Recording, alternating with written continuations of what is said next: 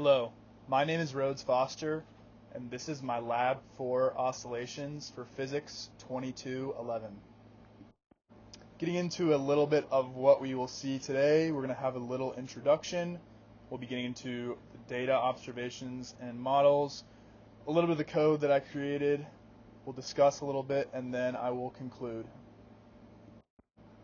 Getting into a little introduction, the purpose of this lab is going to be to see how energy changes through an oscillating spring and mass system, so going back and forth. To do this, we're going to create a computer model. We're going to compare it to the observed motion from tracker. We're then going to use the fundamental physics principle in this case, which would be spring force, Newton's laws, and the energy principle. The law of conservation of energy is going to be a huge focus in this lab, which states total energy in a closed system remains constant. In other words, initial equals final. Total energy also is equivalent to gravitational potential energy plus kinetic energy plus elastic potential energy, given by 1/2 mv squared for kinetic, mgh for gravitational, and 1/2 kx squared or 1/2 fx for elastic potential energy. Our system is the spring, mass, and earth, and the surroundings is everything else, which is effectively nothing. In our procedure here, we are going to use an example video of mass oscillating on the spring. We're going to use tracker, aka the center of mass, calibration stick, and axis to properly record the motion of the oscillating spring. We're then going to take that data and plug it into our program and diagram the motion of the spring and mass. Looking now at our experimental model and tracker, we can see on the right here how we have used tracker in the video that we were given to plot the different positions of the oscillation over time. We can see this position over time on the right with the graphs that were created from our tracker implementation with the corresponding data that we will use in our program. The initial conditions include the weight of the object assumed to be 0.402 kilograms.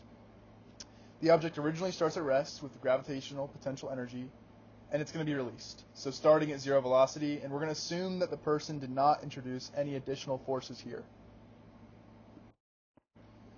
So now we've chosen to model this data in tracker by implementing it into GlowScript and creating a model for it. As we can see on the left, this is a little snapshot of that implementation. Here we use equations for kinetic and potential energy as well as velocity and position update. We're going to calculate the change in energy, the force of the spring, and then we're going to iteratively calculate and plot the data that comes from the script.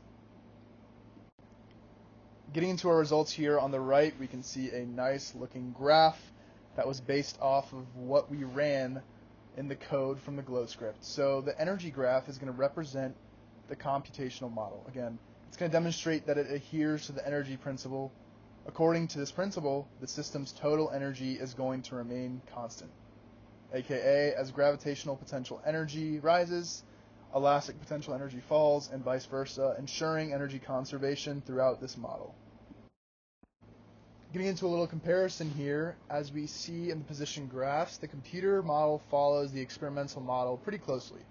We got pretty accurate here along the x-axis, but it's a little off on the y-axis. This is most likely a result of human error when tracking the experimental model's y-position.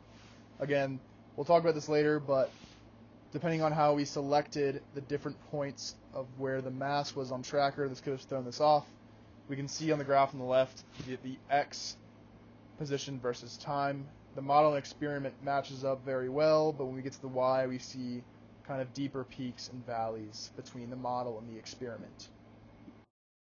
Getting into our analysis and sources of error, one potential reason for the discrepancies in the y-axis between the experiment and the model could be an error in tracker. Selecting the bottom of the mass as the tracking point instead of the center may have caused the experimental mass's y position to appear lower than it did in the model. Additionally, inaccurate estimations of the center of mass during tracking could have contributed to this difference.